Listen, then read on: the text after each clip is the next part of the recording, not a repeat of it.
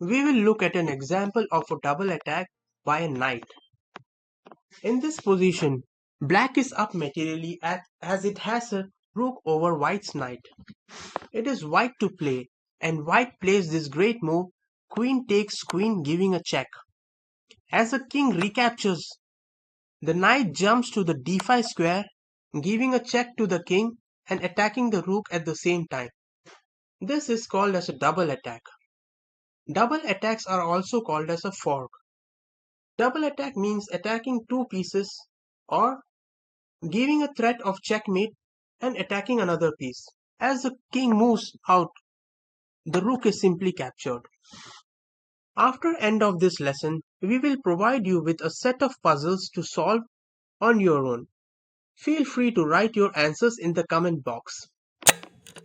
Let's look at another example, this time a pawn giving a double attack. With white to move, white plays the move d4 attacking the knight. Now this is a single attack. Single attacks are not winning as any player would simply move away the attack piece. But by playing d4 we have got a tempo over our next move d5. As black spent time moving away the knight, it has no time to save himself from this double attack move, that is d5. d5 attacks the knight and the bishop.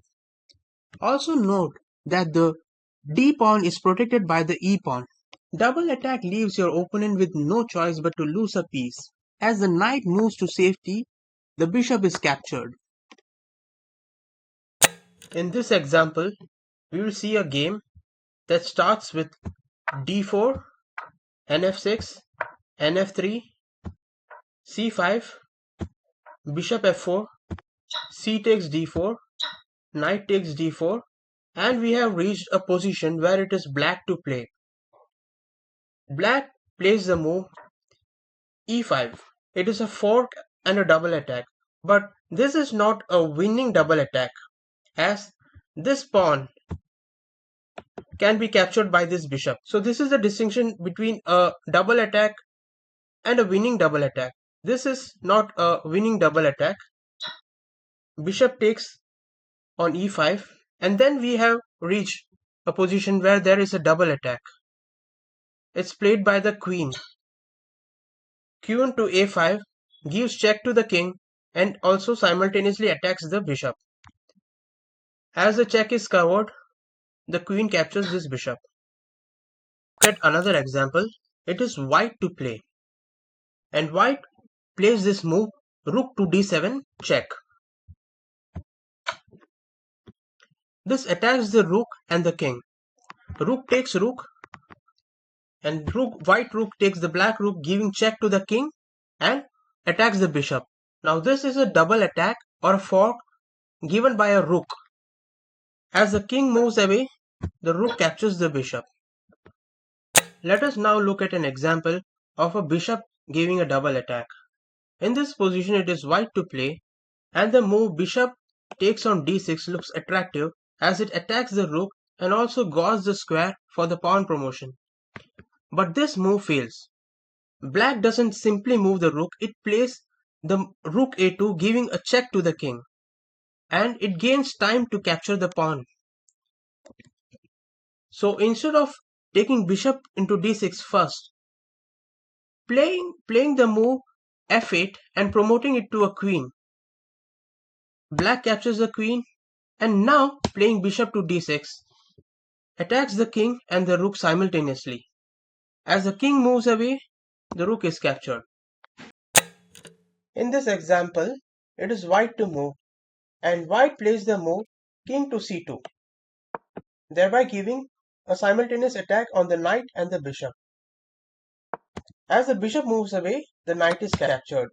So even a king is capable of giving a double attack. Now let us look at few more examples. It is white to play.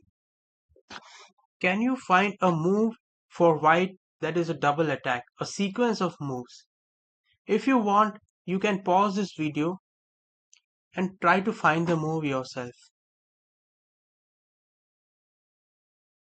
Okay. The right move is rook takes rook. If you have found this move, then congratulate yourself. Or if you haven't found this move, then you can still figure out the rest of the moves that follows after rook takes rook. After rook takes rooks, the queen recaptures, and then the queen comes to b7 square, checking the king and attacking the rook. In this example, it is white to move. If you wish, you can pause this video and try to find the right sequence of move. Okay, so if you have found this move c4, thinking that the knight will move away, and then you can play d5, attacking the knight and the king at the same time, then you are wrong. Why? Because once you play c4, the knight which is attacked will come to the d4 square. After this, there are no more forks. So the right move is d5, forking the knight and the king right away. The king must capture the pawn. After that, playing the move c4, again forking. The king must take the pawn, and then there is knight to d2, which attack the king and the rook at the same time. In this position, it is white to move. You can see black has a rook, queen and a bishop, whereas white has only a queen and a rook. So black is winning materially. It is white to move, and if you wish, you can pause this video to find the correct sequence of moves.